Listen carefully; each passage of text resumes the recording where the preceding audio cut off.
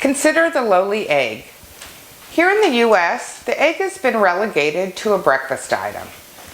Maybe you like them scrambled or fried or as a component in your waffles. And then of course you use them in your baked goods or a few other recipes. But that's about it. But did you ever stop to think that eggs are one of the best and cheapest sources of protein available? They understand that in other countries. Many other countries consider eggs a main ingredient for their lunches and dinners. So I want to talk to you about eggs today. Your average dozen eggs, just the regular old type of eggs, nothing special, are generally less than $3 for a dozen. And a really high quality egg, like these Happy Eggs, which are free range eggs, run about $6. $6 doesn't seem that cheap, but if you think about it, there's a dozen eggs here. With 2 eggs per serving, that's only 50 cents a serving, 50 cents an egg or $1 a serving. The cheaper eggs are even less, sometimes less than 25 cents an egg or 50 cents a serving. So today I want to start a series in which I describe to you some things that you can do with eggs for dinner or lunch rather than just breakfast. I'm going to start with 2 different recipes that can intimidate a lot of people, and I'm going to give you quick and easy ways to do them. And that's poached eggs and Hollandaise sauce.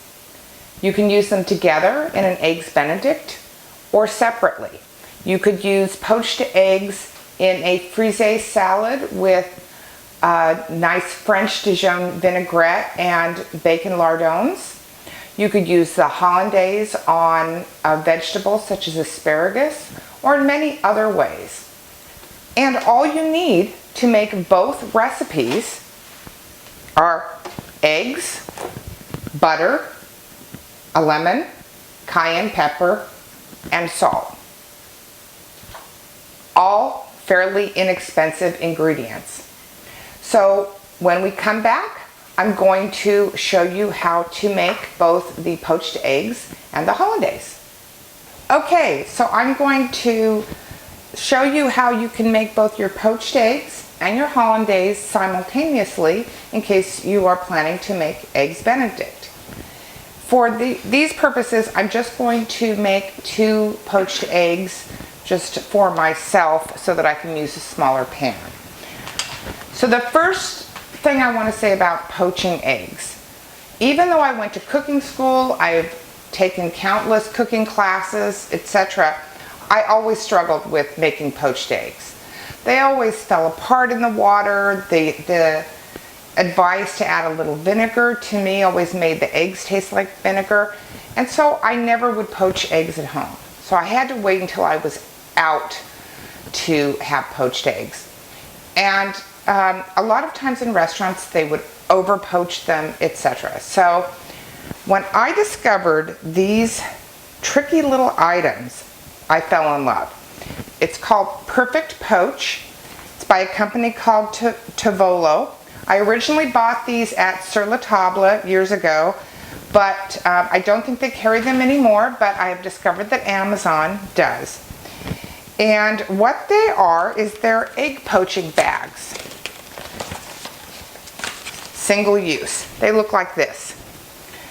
Now, they are a little bit expensive. It's $10 for one of these packets, and it holds 20 of these little bags.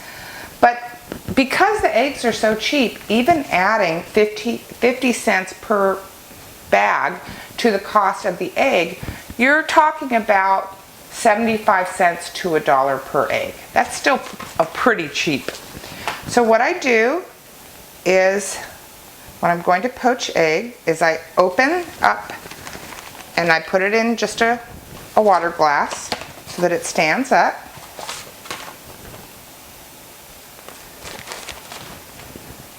I have already cracked my eggs. It's not a good idea to try to crack eggs directly into this, because if you break the yolk, then you've ruined not only the egg but the poaching cup. You just pour it on in there. And you're ready to put it in the poaching liquid. I have had the water boiling, brought it down so that now it's simmering. All I have to do is pick this up, gently lay it into the water, and it will self-seal as it goes in. Then I do the same for this second egg, and it will self-seal. Don't put the eggs in the poaching cups until the last minute, because it can break down the cups themselves. Now I'm going to set a timer for 3.5 minutes. Alexa, set a timer for 3.5 minutes. I'm having trouble connecting to the internet. Take a look at the help section in your Alexa app. Now, while the eggs are poaching, I'm going to move on to making my Hollandaise sauce. In my blender, again, this is something that people struggle with. They use a double boiler, etc. All you have to do is have a good blender. In my blender, I have 2 egg yolks that I previously separated. I'm going to add some lemon. Now, start out with about a tablespoon of lemon. You may want to add more later. I'm going to put about a pinch or so, just a little bit of cayenne in that. And a little bit of salt. And then I'm briefly going to whiz this up just to combine.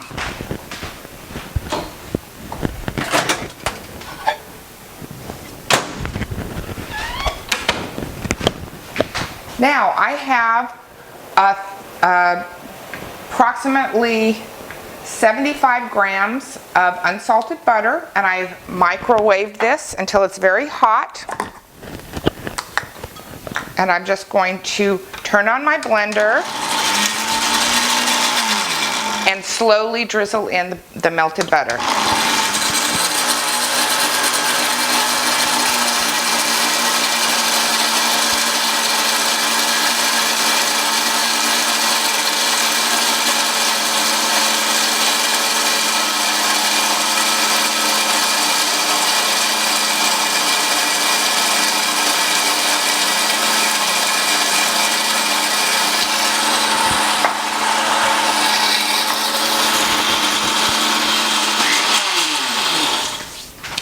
And there, my Hollandaise is done, unless, other than tasting it to see if I need to adjust the seasoning.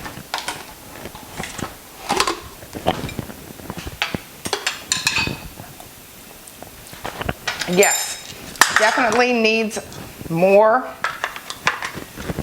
lemon juice.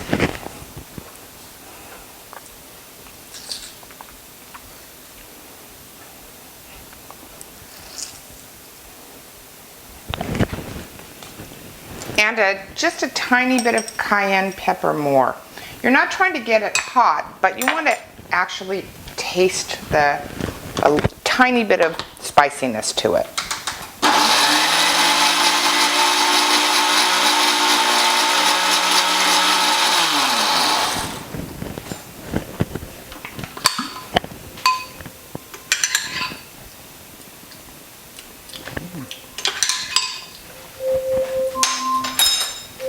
And I'm going to add just a tad bit more salt.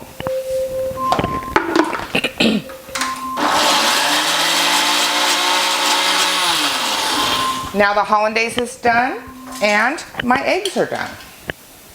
So I'm going to pull them out of the water. I can use those cups if I need to. They are hot, so be careful. I'm just blotting some of the some of that hot water off before I put it on my English muffins to make my Eggs Benedict. Alexa, stop. I'm having trouble connecting to the internet.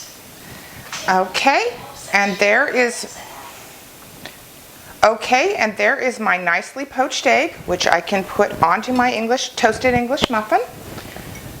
I'll repeat with the second egg.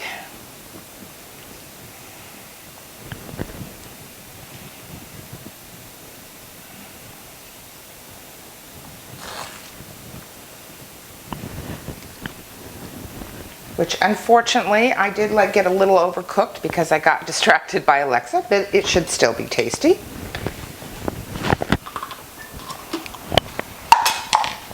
And all that's left is to add my hollandaise sauce.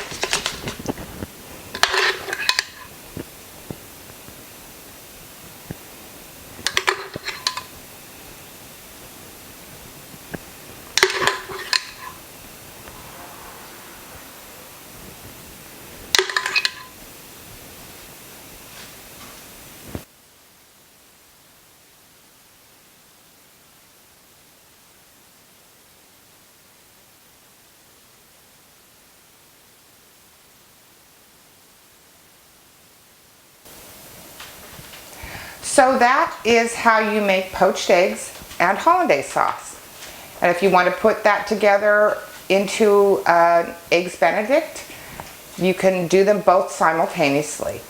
And if you want some differences with Eggs Benedict, you can use the traditional Canadian bacon, which to be honest I'm not a fan of, but there are endless ways that you can personalize your Eggs Benedict.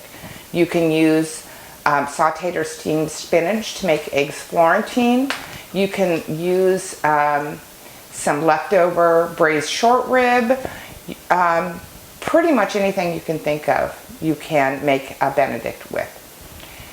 In future videos, I'll be continuing with the series on the egg and giving you more inexpensive, nutritious, and tasty recipes that you can make with eggs for your lunch or dinner. Until then, thanks for visiting the Vaughn Test Kitchen, and I'll see you next time.